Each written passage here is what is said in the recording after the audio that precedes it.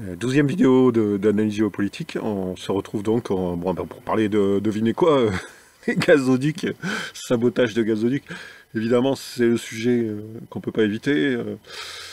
Et bien, on va commencer directement avec Anthony Blinken. Anthony Blinken, le secrétaire d'État américain, qui donc a parlé lors d'une conférence de presse avec les Canadiens, je sais plus trop.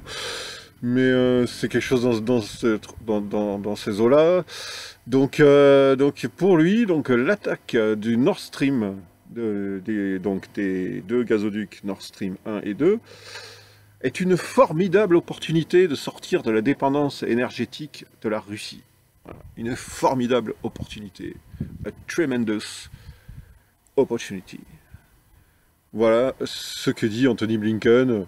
C'est tout à fait officiel, il dit ça tranquillement. Bon, évidemment, que dire de mieux, quoi? Que dire de mieux pour signer le méfait? Enfin bon, je vous rappelle que Anthony Blinken, donc c'est le secrétaire d'État américain. C'est pas n'importe qui, c'est pas Jules Clodo. S'il le dit, c'est quand même que peut-être que voilà, c'est une bonne opportunité, c'est une formidable opportunité.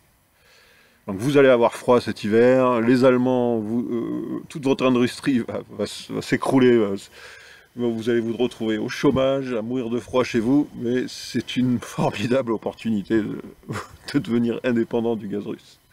C'est merveilleux. C'est merveilleux. Bon, c'est une formidable opportunité, évidemment, de devenir totalement dépendant du gaz de schiste américain, du GNL, ou du gaz naturel liquéfié américain. Coûte extrêmement cher. Bon. Mais c'est une formidable opportunité. C'est pas moi qui le dis, c'est Anthony Blinken. Hein. Voilà, voilà. Bon, ben, puis écoutez, sinon, évidemment, que dire, si ce n'est que bon, ben, Vladimir Poutine avait dit le coupable, en parlant donc dans son fameux discours historique, pour l'adhésion des 4 régions à la Fédération de Russie, il a parlé, il a dit un petit mot de ces sabotages de gazoducs et sa phrase était quelque chose comme cherchez qui est le bénéficiaire et vous aurez le coupable. Eh bien, sinon, eh bien, on est parti donc sur un nouveau train de sanctions. C'est le 8e. On en avait déjà parlé dans une précédente vidéo. On se posait la question comment arriver à trouver des nouveaux motifs de sanctions, des nouvelles choses à sanctionner. On a déjà eu 7 trains de sanctions. On a à peu près sanctionné tout ce qui pouvait être sanctionnable. Qu'est-ce qu'on va pouvoir sanctionner? Les animaux de compagnie, on sait pas, on cherche, et bien ils ont trouvé, je vous le donne en mille, ce qui va être sanctionné, c'est le papier toilette. Mais oui, le papier toilette et les produits d'hygiène donc vont faire partie du 8e train de sanctions de l'Union européenne.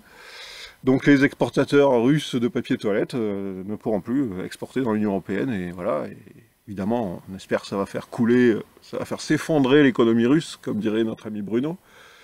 Et puis voilà, espérons que les quelques milliards perdus par l'industrie du papier toilette russe permettront de faire basculer la victoire en la faveur de l'ami Zelensky, l'ami de l'Occident, l'ami de l'OTAN, et l'ami des néocons, évidemment.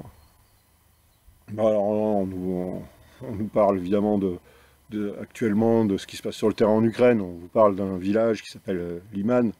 Krasny Liman, c'est un tout petit village, hein, c'est pas une localité très importante. Alors elle a été désertée par les Russes, elle a été libérée par la formidable armée ukrainienne.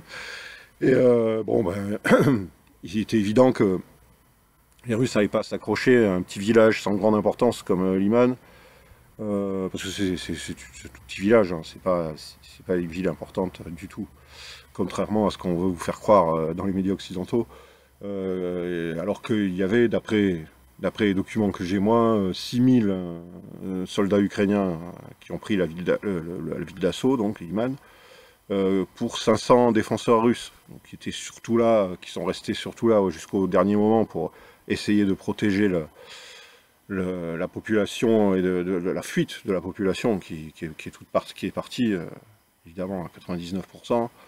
Donc c'est un village vide, abandonné par les troupes russes, qui a été conquis de haute lutte par 6000 Ukrainiens.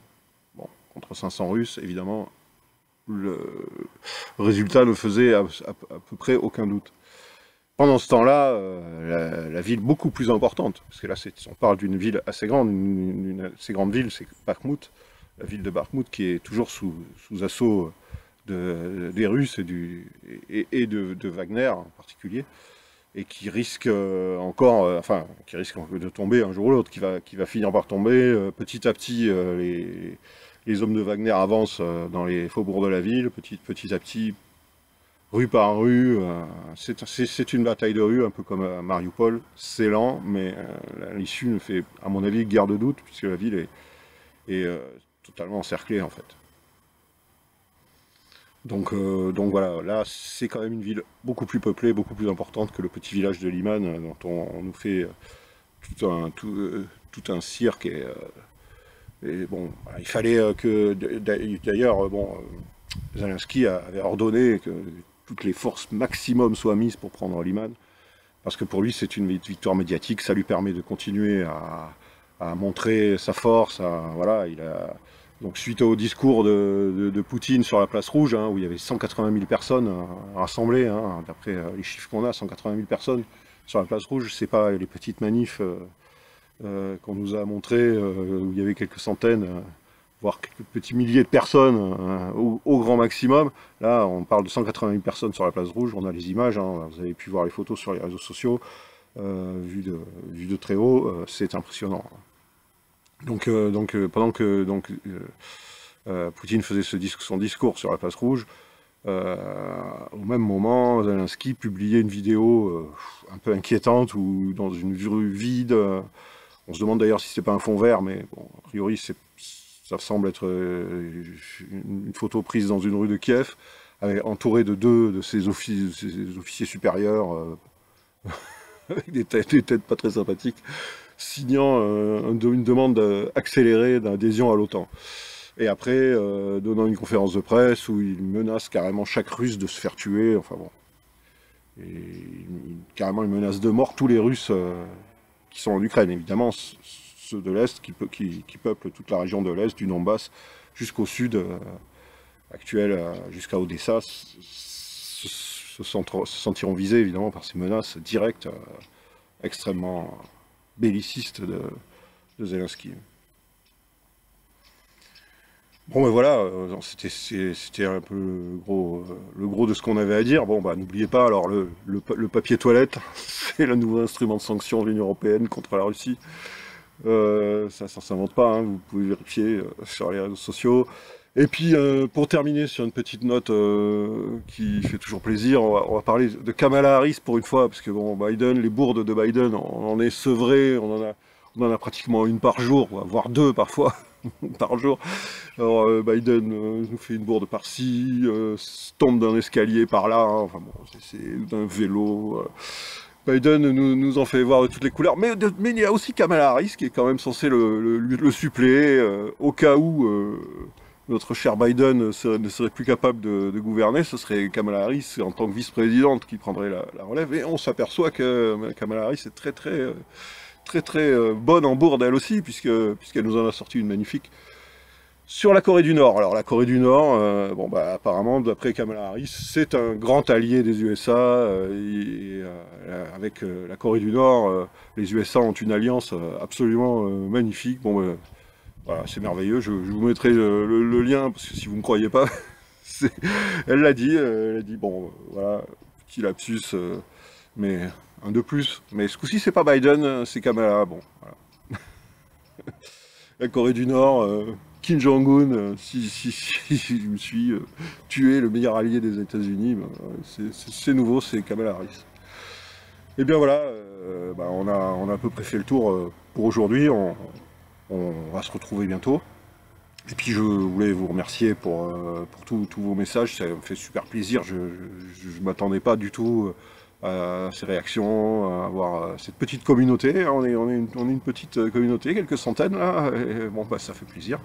C'est très agréable, et puis ça vous permet de partager un peu de notre expérience, de nos idées, de la façon dont les choses se passent actuellement sur l'échiquier mondial, et il y a de quoi dire. c'est riche et c'est pas fini, on n'a pas fini d'en parler. Donc je vous souhaite un bon dimanche, une bonne fin de journée et à la prochaine.